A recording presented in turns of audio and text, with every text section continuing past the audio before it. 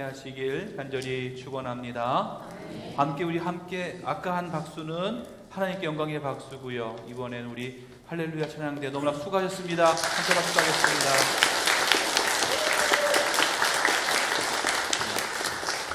감사합니다. 매주일 이렇게 은혜의 찬양 함께 해주셔서 감사합니다. 매주일 찬양하는 게 쉬울 것 같습니까? 네, 너무너무 어려운 일이지만 우리 할렐루야 찬양대 너무나 감사하게 잘해주고 계십니다. 감사합니다. 어느 한 중년 부부가 있었습니다. 차를 몰고 여행을 떠나게 됐어요. 한참을 둘이 부부가 여행을 가다가 도로변에 있는 식당에 가서 맛있게 점심을 먹었습니다. 맛있게 점심을 먹고 둘이 다시금 차를 타고 여행을 출발을 했어요. 한참을 가고 있는데 그의 아내가 갑자기 어머! 큰일 났다. 안경을 놓고 왔네. 여보, 차 좀 돌려요. 남편은 하는 수 없이요 차를 돌렸습니다. 그래서 다시 식당으로 돌아가는 거예요. 돌아가면서 이 남편이 그냥 가겠습니까? 아닙니다. 그때부터 잔소리가 시작이 됩니다. 정신을 어디다가 팔고 사는 거냐, 정신 좀 차리고 살아라, 기름값이 얼마인 줄 알고 사는 거냐, 안경 벗고 사는 데서 잘 보면 안경 뭐하러 쓰고 다니는 거냐, 있는 잔소리 없는 잔소리 막 하는 거예요. 이 아내는요 할 말이 없어요. 자기 안경을 놓고 왔으니까 꽉 차우면서 결국에는 식당에 도착을 했어요. 차를 내리려고 아내가 문을 삐걱 여는데 남편이 한마디 합니다. 뭐라고 할까요? 여보, 이왕이면 나올 때 내 모자도 갖다 줘.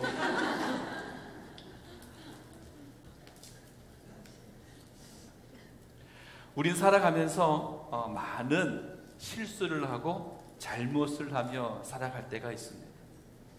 그런데 우리가 화를 낼 때가 있어요. 왜 화를 내느냐 하면 상대방이 잘못했다라고 생각하니까 화를 내는 거예요. 상대방이 잘못을 하고 나는 잘못이 없다고 생각하니까 잔소리를 하고 화를 내는 겁니다. 하지만 세상에 잘못을 한 번도 하지 않고 실수를 한 번도 하지 않는 사람이 있겠느냐라고 했을 때에 세상에는 아무도 없다라고 하는 것입니다. 내가 잘못이 없다, 나는 실수를 하지 않는다라고 하는 사람이 절대 용서하지 않는 거예요. 나도 실수할 수 있고 나도 잘못할 수 있다라고 생각하는 사람은 상대방을 용서할 수 있게 되는 거예요. 하지만 반대로 내가 절대로 난 실수하지 않고 잘못하지 않는다, 그래서 용서하지 않는 사람은 결국에는 교만의 함정에 빠지게 되는 것입니다. 하지만 우리가 깨달아야 될 것이 있어요. 그것은 뭐냐면 상대방의 실수, 상대방의 잘못은 곧 나의 실수와 나의 잘못을 경고하는 거라는 거예요. 상대방도 잘못하고 실수하는 것을 나도 할 수 있다는 거예요. 여러분, 이 남편이 어땠을까요? 아내가 안경을 놓고 왔다고 하는 소리를 듣고 잔소리를 시작하죠. 정신을 어디다 두고 다니는 거냐, 기름값이 얼마냐, 안경 안 쓰고도 보이면 뭐하러 안경 쓰고 다니냐, 막 잔소리를 하다가 또 무슨 생각이 들었을까요? 모자를 놓고 왔구나. 한참 잔소리를 하다가 자신의 잘못도 깨닫게 되는 것입니다. 상대방의 실수와 상대방의 잘못을 보면서 우리들은요, 내가 실수하지 않고 내가 잘못하지 않고 같은 실수를 하지 않게 되는 그런 방법을 찾게 되는 것입니다. 그래서 실수는 혼내고 다툴 문제가 아니라 서로 이해하고 함께 풀어나가야 될 숙제라고 하는 것입니다. 상대방의 실수와 잘못을 통해서 그것을 수용해주고 위로하는 것을 배워야 하는 것, 그것이 바로 우리의 삶이다 라고 하는 것입니다. 우리 헤어른 교회가 그런 교회가 되기를 간절히 바랍니다. 어떤 상대방이 실수와 잘못을 할 수 있어요. 그랬을 때 손가락을 들고 너 왜 그래? 너는 왜 그랬어? 하면서 잘못을 지적하면서 정죄하는 그런 교회가 아니라 어떤 잘못이나 실수를 했을 때 그것을 덮어주고 안아주고 위로해주고 이해해줄 수 있는 그런 교회가 되기를 간절히 바랍니다. 실수를 하자, 잘못을 하자 하는 얘기가 아니에요. 네. 행여 어떤 실수와 잘못이 보여질 때 그것을 정죄하고 지적하기보다는 안아줄 수 있는 그런 교회가 되길 바랍니다. 바로 하나님이 원하시는 교회가 그런 교회일 것입니다. 서로가 서로를 안아주고 서로가 서로를 보듬어주고 서로가 서로를 끼안아주는 그런 교회가 바로 하나님이 원하시는 교회인 줄로 믿습니다. 하나님이 원하시는 교회, 하나님이 바라시는 하나님의 사랑의 뜻을 이루는 우리 여름교회가 될 수 있기를 주님의 이름으로 간절히 축원합니다. 지난 6주간 동안 우리가 함께 하나님의 창조에 대해서 함께 말씀을 나누었어요. 첫째 날부터 여섯째 날까지 하나님께서 어떻게 무엇을 하나하나 창조하셨는지 그것에 대해서 함께 나누었습니다. 이 6일 동안에 하나님의 창조를 통해서 우리가 깨달을 수 있었던 것은 무엇입니까? 바로 하나님이 나를 사랑하신다. 하나님이 나를 너무나 사랑하신다 라고 하는 거였어요. 하나님은 나를 너무나 사랑하셔서 가장 마지막 날, 가장 마지막으로 인간을 만드시고 그리고 이 땅을 잘 다스리라 라고 하는 우리에게 참된 사명을 허락해 주신 줄 믿습니다. 이렇게 창세기 1장의 말씀이 끝나고 나서 2장의 말씀이 시작이 되는데 2장의 말씀을 다시 시작하면서 하나님께서는요 다시금 인간의 창조에 대해서 말씀해 주고 있어요. 자세하게 하나님께서 인간을 어떻게 만드셨는지 말씀을 주시고 있습니다. 오늘 그 말씀을 가지고 함께 은혜를 나누기를 원합니다. 첫 번째로요 7절의 말씀 보면 이렇게 말씀합니다. 여호와 하나님이 땅의 흙으로 사람을 지으시고 아멘. 다시요. 여호와 하나님이 땅의 흙으로 사람을 지으시고 이 말씀을 보면 하나님께서 사람을 만드실 때 사람을 지으실 때 그 재료가 무엇인지에 대해서 우리에게 가르쳐주고 있습니다. 그 재료는 바로 흙이었습니다. 제가 이 시간 잠깐 히브리어를 잠깐 몇 개를 좀 말씀을 드리려고 그럽니다. 세 가지를 말씀을 드리는데 땅이라고 하는 단어의 히브리어는 아다마입니다. 그리고 흙이라고 하는 단어는 히브리어로 아파르예요. 그리고 사람이라고 하는 단어는 히브리어로 아담입니다. 자, 여러분 이 세 단어에 공통점이 있다고 생각이 되십니까? 네, 어떤 공통점이 있죠? 아로 시작해요? 네, 감사합니다. 이 세 개의 아다마, 아파르, 아담이라고 하는 이 세 개의 단어는요 같은 어원에서 파생된 단어예요. 어원을 같이 가지고 있습니다. 다시 말해서 땅, 흙, 사람, 아다마, 아파르, 아담 이 단어가 한 어원에서 생겨났다고 하는 것은 같은 뜻에서 파생되어진 단어다라고 하는 뜻이에요. 지난주에 제가 말씀을 통해서 무엇을 말씀드렸습니까? 사람은 흙으로 만들어졌고 흙에서 살아가며 흙으로 마지막에 돌아간다 라고 말씀을 드렸어요. 바로 우리 사람은 흙으로 만들어졌다라고 하는 거예요. 그런데 이 흙이라고 하는 아파르라고 하는 이 단어는요 그 뜻을 찾아보면 그 뜻은 바로 뭐냐, 여러분이 바닥에 보고 있는 그런 흙들을 말하는 것이 아니라 티끌이나 먼지를 이야기할 때도 이 아파르라고 하는 단어를 사용한다라고 하는 거예요. 다시 말해서 사람은 흙으로 만들어졌다라고 하는 말은 다시 말하면 티끌이나 먼지와 같은 것으로 사람을 만드시고 지으셨다라고 하는 거예요.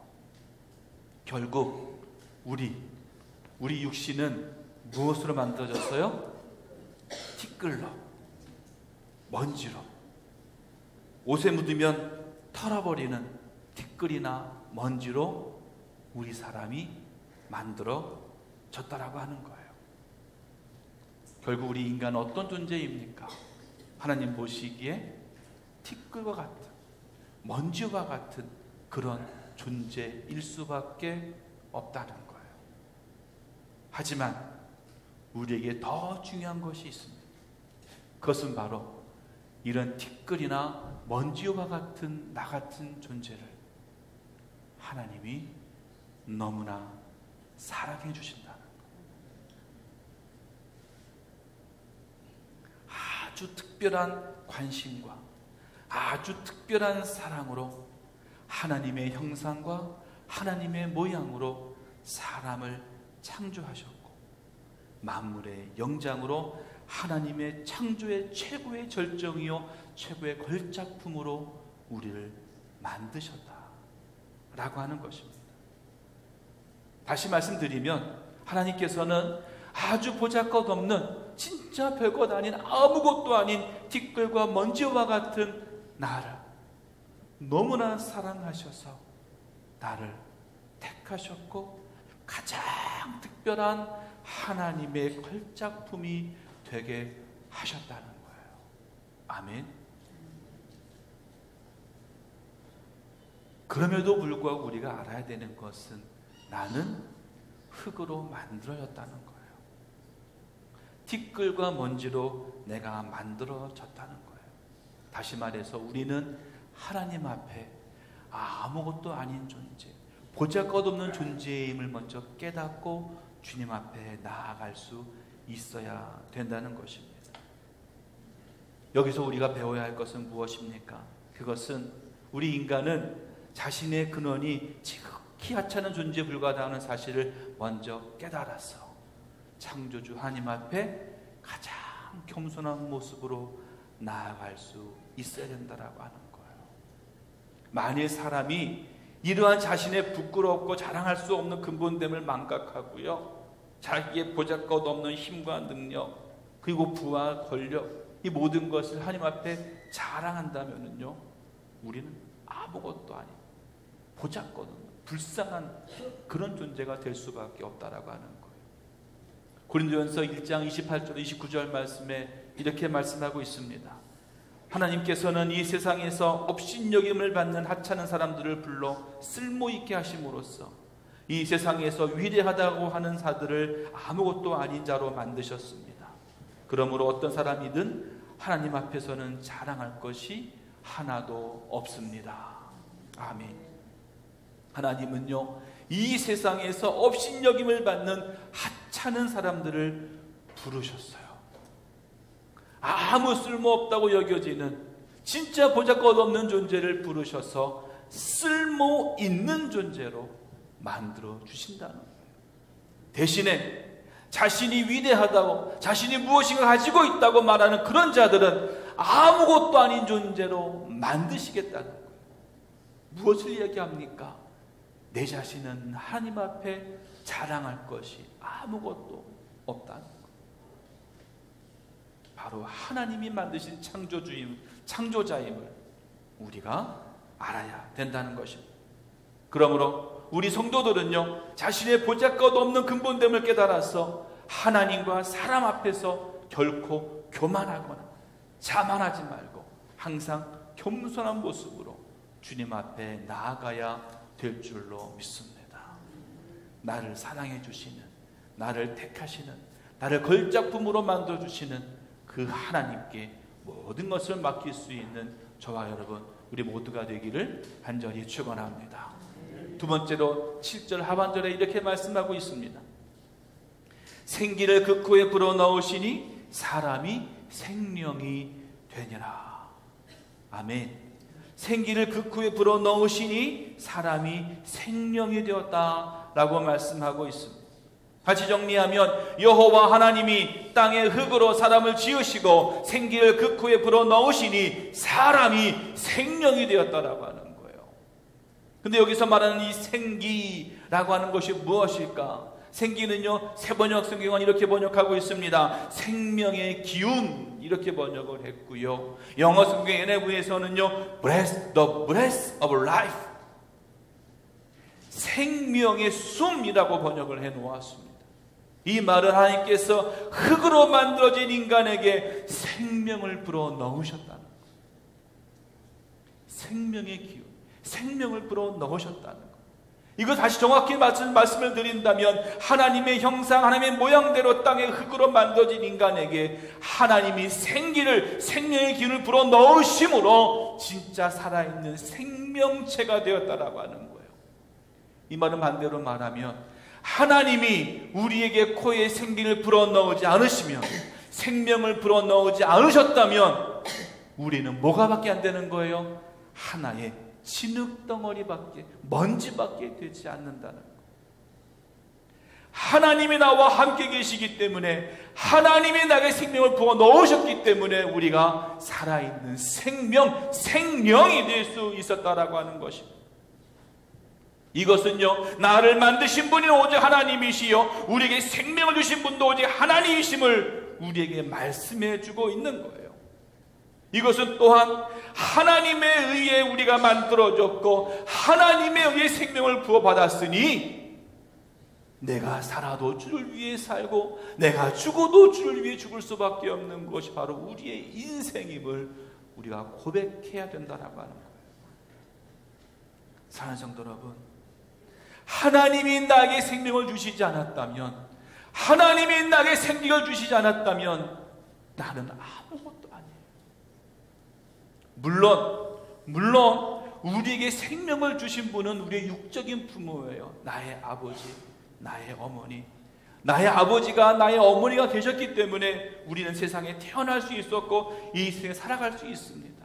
하지만 우리에게 진정으로 내 삶의 모든 것을 허락해 주신, 내 육신과 우리의 생명을 허락해 주신 분은 바로 오직 하나님이심을 우리는 고백해야 된다라고 하는 거예요. 다시 우리 고백합니다. 생명을 주신 분도 하나님이시요 우리의 생명을 살게 하시는 분도 하나님이시요 생명을 거둬가실 분도 하나님이시요 가장 큰 절대 주권을 가지신 분이 바로 오직 하나님이심을 우리가 깨닫고 기억해야 돼요. 그리고 믿어야 돼요. 그 하나님을 믿어야 되는 거예요. 그래서 우리의 삶은 오직 하나님의 영광을 위하여, 하나님의 나라를 위하여, 하나님의 이름을 위하여 그 삶을 살아가야 될 줄로 믿습니다. 또한 우리가 깨달아야 될 것이 있는데 그것은 바로 뭐냐? 나에게 생명을 허락하신 하나님, 나에게 생명을 허락해 주셨기에 내가 하나님을 떠나서는 절대로 생명을 살 수 없다는 거예요. 인간이 아닌 다른 생명체들은요, 하나님의 말씀 한마디로 만드셨어요. 있으라 하니 있었어요. 말씀 한마디로 만드셨는데 사람만큼은 달라요. 하나님께서 사람을 말씀으로 만들지 못하셔서 그렇게 하셨겠느냐? 아니에요. 하지만 하나님은 우리 인간을 너무나 사랑하셨어요. 특별히 사랑하셨어요. 그래서 말씀으로만으로도 만드실 수 있었지만 직접 빚으셔서 자신의 모양과 자신의 형상대로 빚으셔서 그 코에 생기를 불어 넣으신 거예요. 그래서 생명이 되게 하신 거예요. 다시 말해서 나는 하나님을 떠나서는 절대 살 수 없다는 거예요. 만일 우리가 하나님에게서 떠나거나 하나님이 우리에게서 떠나신다면 우린요 살 수가 없어요. 왜? 생명이 사라지는 것이, 생명이 없어지는 거니까 절대로 살 수가 없는 거예요. 하나님은요 우리에게 하나님께서 천지를 만드실 때에, 모든 창조물을 만드실 때에 그 삶의 터전을 마련해 주셨어요. 물이 있는 곳에 물고기를 만드신 거예요. 궁창을 만드셔서 나는 새를 만드셨어요. 땅을 만드셔서 땅에 기는 짐승들을 만드셨어요. 그러면 사람은 어디에 살게 하셨을까요? 바로 하나님의 품 안에 살도록 삶의 터전을 마련해 주신 거예요. 왜요? 생기를 불어 넣으셔서. 사랑하는 성도 여러분, 우리들은요 하나님 품 안에 살아가야 돼요. 하나님을 절대로 떠나서는 살 수 없는 것입니다. 그러므로 우리들은요, 하나님의 말씀대로 하나님의 품 안에서, 하나님의 사랑 안에서 우리의 삶을 살아가야 될 줄로 믿습니다. 2018년 5월 기준으로요, 우리나라 통계청에서 우리나라 인구를 발표했습니다. 남자가 몇 명이냐면요, 2585만 9449명, 여자가 2593만 6730명. 그래서 우리나라 총 인구가 몇 명이에요? 앞에 나오죠? 안 나오나요? 이거 다 함께 나와야 되는데 안 바뀌었어요. 네, 맞아요. 네, 다시 남자가 2585만 9449명, 여자가 2593만 6730명. 그래서 합이 5179만 6179명. 아, 이거 어제 연습 많이 했는데. 네. 그리고 종교 인구도 비율을 조사했더니 기독교인, 개신교인이 19.7%랍니다. 제가 계산해 봤어요. 5179만 6179명 나누기 곱하기 0.197 했더니 몇 명이 나오냐면 1020만 명쯤 나오더라고요. 자, 여러분, 하나님을 믿고 하나님이 나의 창조주이심을 믿는 자에게는 생명이 있다 그랬어요. 그렇다면 우리나라 안에 1020만 명은 생명이 있고 나머지 4100만 명은 생명이 없는 자들이냐? 제가 이것을 우리가 말씀드리려고 하는 게 아니에요. 바로 이 땅에 살고 있는 1020만 명의 이 사람들이 나머지 4160만 명에게 해야 될 사명이 있다는 거예요. 무엇일까요? 생명을 전하는 것입니다. 내가 생명을 얻었다고 해서, 나에게는 생명이 있다고 해서 그것이 끝나는 것이 아니라 아직 생명을 얻지 못한 자들, 생명 주시는 하나님을 믿지 않고 생명을 허락해 주시는 하나님을 알지 못하는 4160만 명에게 뭐요? 하나님을 전함으로 그들에게 생명을 전해야 된다는 거예요. 그것이 바로 우리에게 맡겨진 사명이라는 겁니다.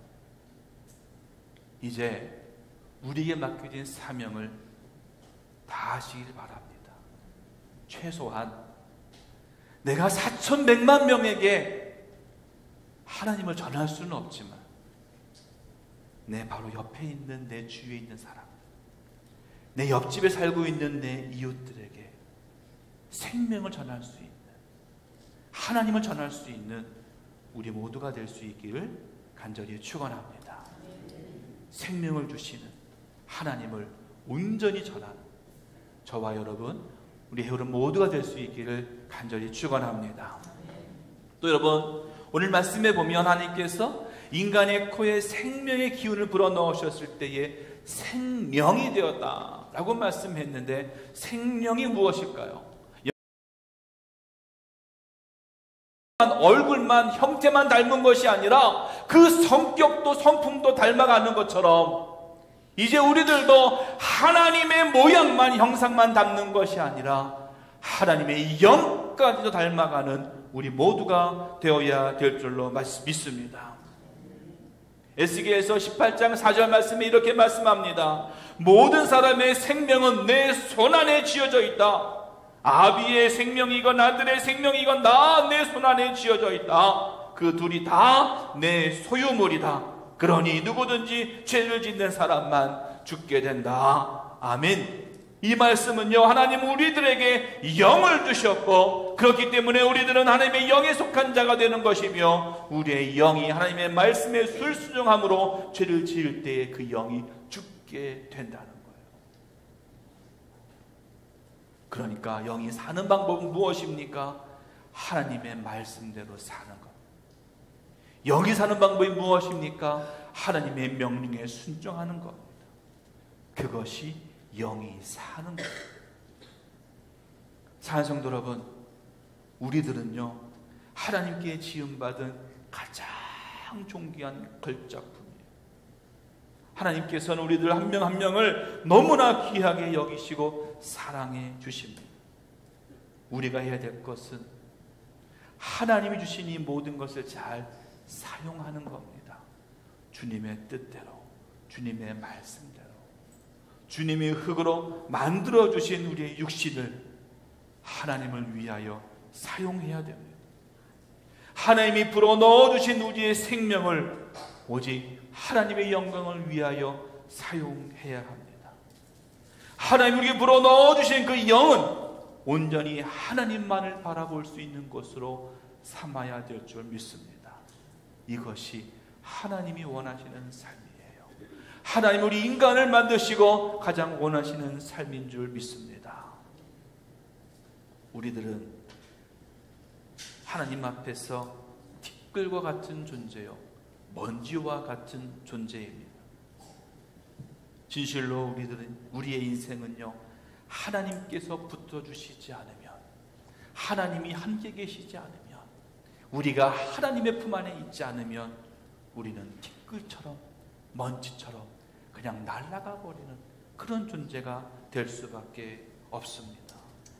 그래서 우리는 나를 자랑해서는 안 돼요.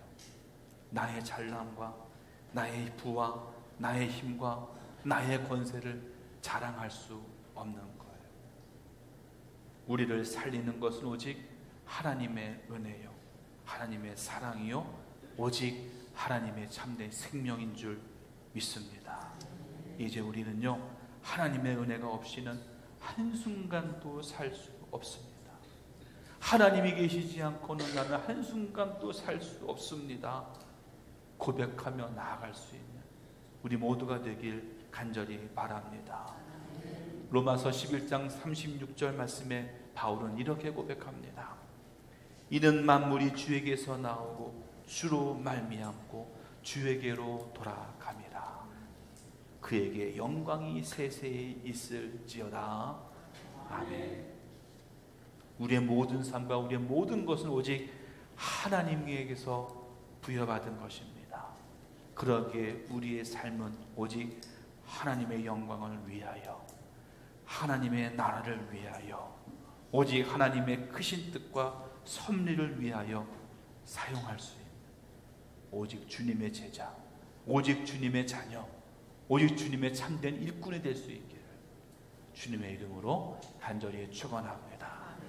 하나님의 최고의 걸작품으로, 하나님의 최고의 걸작품으로 그 사명을 다하는 오직 그리스도의 사랑을, 예수님의 사랑을, 하나님의 생명을 전할 수 있는 저와 여러분 우리 모두가 되기를 주님의 이름으로 간절히 축원합니다. 기도하겠습니다. 하나님 감사합니다. 우리 주의 말씀 안에 거하는 우리 모두가 되게 하여 주옵소서. 주의 뜻을 이루고